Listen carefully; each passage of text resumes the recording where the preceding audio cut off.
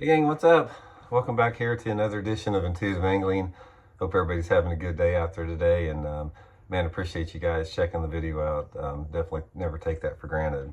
Today we're going to be talking about some things that are banned in tournaments that for no reason they're banned. You guys know we've talked a little bit before about some things that aren't banned from tournaments that should be, but I think that a lot of people probably find this interesting. I'm going to read through this list here about some things that are not allowed in tournaments that sort of handicap anglers for no reason.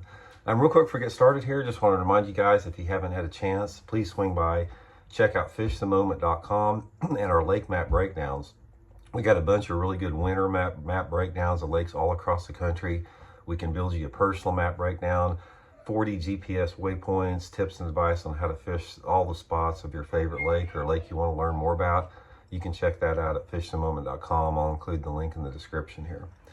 Okay, guys, you know, everybody that watches this channel know how, I've been harping on live scope and how bad it is and how it should be banned from tournaments. I'm going to go through and read you some things that are currently banned from most tournaments. There's a few discrepancies here and there, but for the most part, these things are not allowed in tournaments, and I'm going to give you a little opinion on that. So let's get into that here.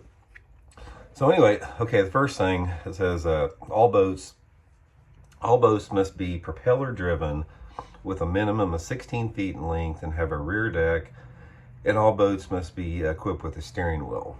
Basically what this does, it eliminates, you can't use a jet drive. I had a jet drive. I got one. I used it to do really good in tournaments with. If you want to use a really small boat to access some tight places, this is not going to allow you to do it. If you have a tiller steering, even if it has a kill switch, you can't use it. No reason for this whatsoever. I mean, I don't understand why this rule's in effect there.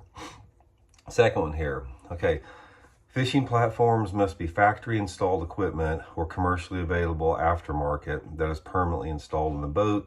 No portable platforms will be allowed in tournament competition. In addition, fuel must be carried only in a factory installed built-in tank. Additional fuel must be used during the tournament day, but purchased from a retail facility open to the public and pumped through a hose with a nozzle.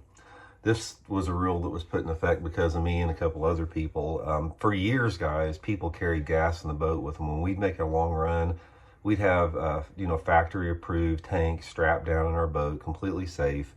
Allowed you to access and make super long runs with not having to stop for gas if there wasn't any gas out there. This was a big part of my strategy for making long runs, and this was taken away. Excuse me. This was taken away for, I guess they say it's some safety reason. The way that we did it was completely safe. I don't understand that, but you can't do that anymore.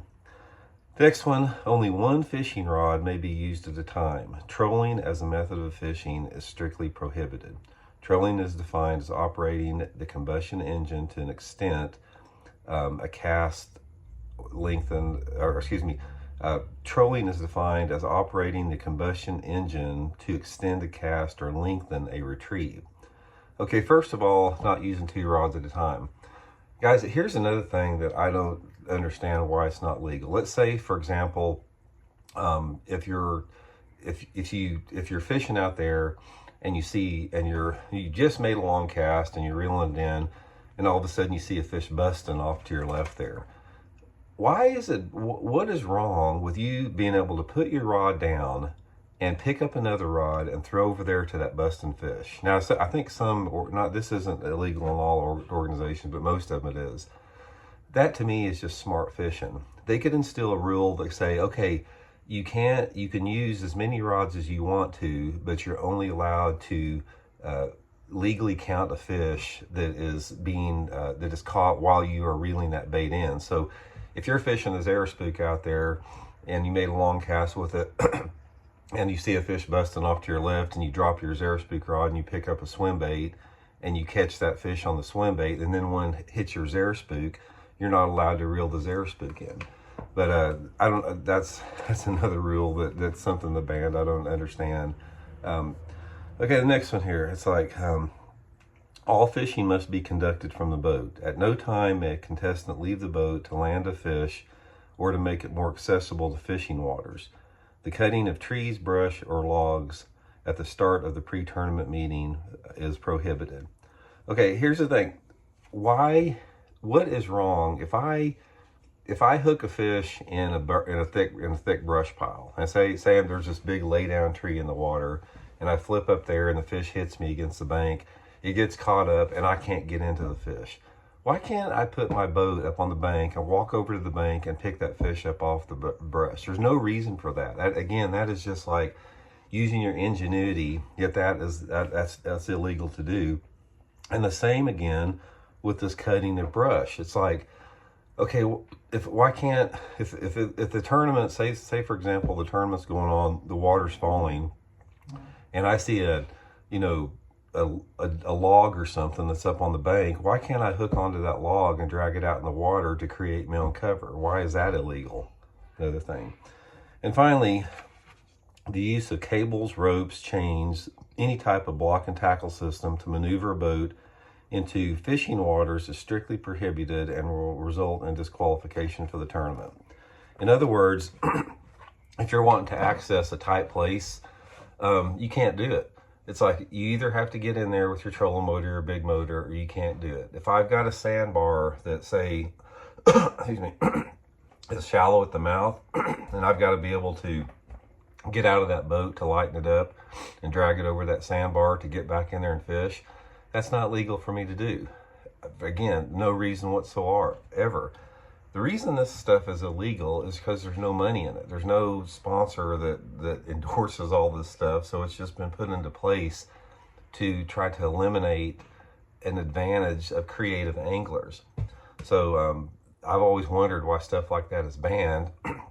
And then again, I wonder why things like LiveScope that allow some anglers that can afford it to see a fish in live time swimming in front of your boat, and you can cast over there and watch the fish swim down and hit your bait. That's legal if you can afford it. If you can't afford it, you're out of luck. Yet stuff like this is illegal in tournaments. So if you guys have a good answer for that, I know what the answer is, but I'd be curious to hear your guys' opinion or answers on it. So I just wanted to read that. There was, like I said, every tournament organization has a little difference as far as for the rules go, but in my opinion, there's way too many rules put in place in tournaments that ban ingenuity, creativity, hard work, guys that want to put in the dirt time to fish shallow water. It's sort of like a discrimination against shallow water anglers to a large extent for some of the stuff in there. So anyway, just quick video, guys. Hope you all are doing good. We'll talk later. See you.